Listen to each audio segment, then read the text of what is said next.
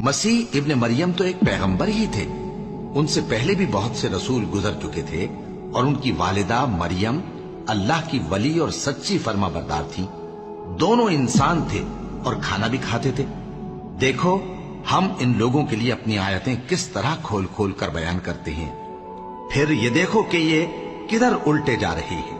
कहो कि तुम अल्लाह के सिवा ऐसी चीज की क्यों परस्तिश करते हो जिसको तुम्हारे नफे और नुकसान का कुछ भी इख्तियार नहीं, और अल्लाह ही सब कुछ सुनता है, जानता है।